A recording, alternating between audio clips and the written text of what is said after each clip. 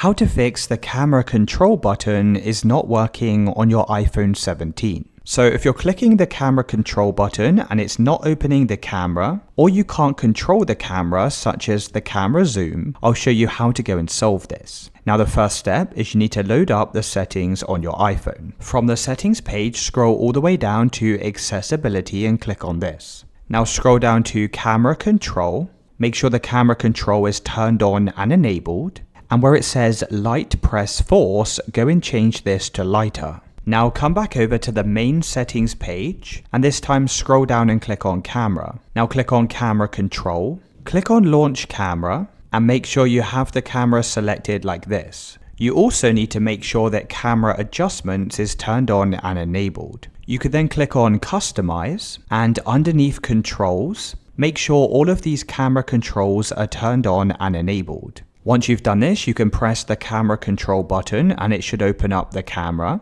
And you could then use this button to control your different camera settings.